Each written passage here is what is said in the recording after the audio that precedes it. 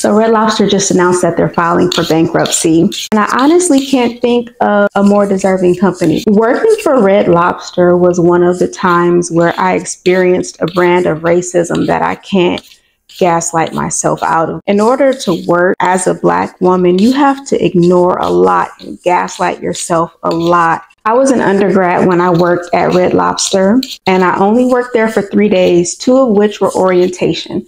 Let me tell you why. So I had just started undergrad and I was going to Sacramento State, and so I applied to be a waitress. So in my interview at Red Lobster, they asked if I had any waitressing experience, and I said no, but I have a lot of food service experience since I was a sandwich artist at Subway, and that I'm sure that I can pick up on it really fast because I have some food service experience. And I was told by the hiring manager that they don't hire waitresses that don't have waitressing experience. They said, okay, we have a hostess position open. So I was fine with being a hostess. I took the job. I had orientation for 2 days, and then I was going to start right after orientation. So in orientation, there was a blonde-haired, blue-eyed male. I don't have any problem with him. And we got to chatting, and then I was like, oh, I'm going to be a host. What are you going to be?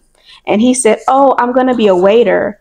And I was like, oh, really? That's cool. And then he said, yeah, I'm so confused because I only applied to be a host, but she said that you don't need experience to be a waiter, and they really needed waiters. So I got the position as a waiter, but I'm so nervous because I don't have any experience in this industry. I applied to be a waitress, but I was told that I couldn't be a waitress because I didn't have waiting experience. And this guy who applied to be a host was upgraded to being a waiter, even though he didn't have the requisite experience. So for anybody who may be unfamiliar with the food service industry, being a waiter or waitress is a much better job than being a host or a hostess because you get tips. So your salary is going to be so much more, and it's actually like unlimited based on like what your luck is, what type of customers you get, and how good you are at your job. There's no cap on how much you can make. But as a host or a hostess, the only thing you can ever make is minimum wage. Something I couldn't help noticing when I was in orientation and just meeting the staff, people coming in, coming out,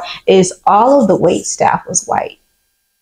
All of them. There was not a single non-white waiter or waitress in the entire place. And all of the hosts were either Black or Hispanic. The dishwashers, without exception, were all Hispanic. Roles where you have to do the grimy work, it was all people of color. The waiter, waitress role was all Caucasians. So I just peeled, cut, and pat dry my French fries. And if you ever wonder why In-N-Out's French fries are trash, because they don't do that stuff. So the first fry is at 300.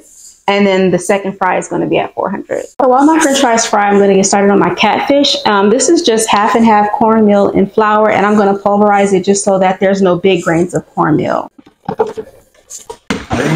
So throughout that orientation, I'm really trying to come up with any excuse as to why I didn't get the job I applied for and why he got more than he even asked for. Because a lot of times people say like, oh, the pay gap is because we're not asking. No, people don't see you as worthy. I'm trying to find a reason, but the more I speak to people and see how imperfect these waiters and waitresses are, I'm realizing that there's no reason why that happened outside of racism.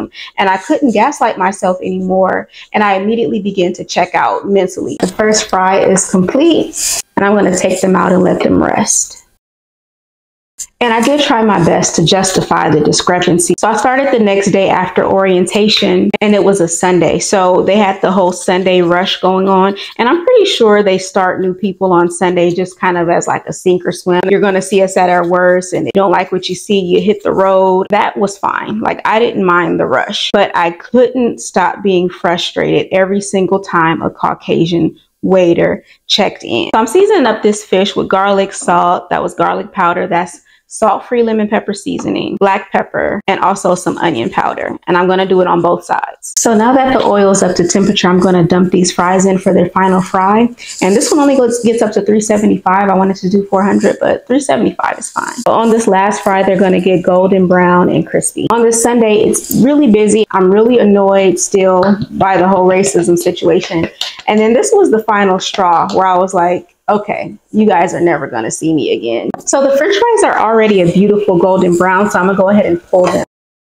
So I'm going to let these drain, but I am going to season it immediately with just some sea salt So the last straw for me was when the hostess that I was shadowing there on my first day said, "Okay, now it's time for us to straighten up the bathroom." I said, "Excuse me?" And she said, "Yeah, part of the job as a hostess is to make sure the bathroom stays like pristine." I'm thinking to myself, I'm not even supposed to be a hostess. Cleaning bathrooms should not be a part of my day to day. I was not raised to clean up after white people. My grandparents did enough of that. Those people never saw me again. So after that day, I never came back. I didn't officially quit, but I was completely done. The manager started calling me. It was like, "Hey, you were on the schedule for today." And I said, "Hey, I'm not coming back." She was like, You're done?" And I'm sure she just thought that I couldn't handle the Sunday rush. That was not it. I didn't even come back for my last paycheck. I didn't want anything to do with Red Lobster. I didn't even want their money. So the manager started calling me like, "Hey, we have to pay you by law. We have to pay you. You have to come get your money." And so eventually I went and picked up my check.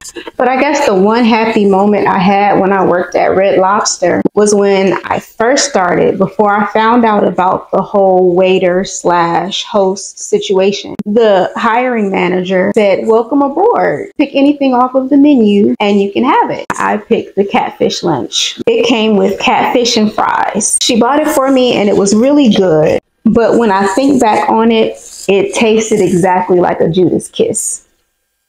Because that's exactly what it was.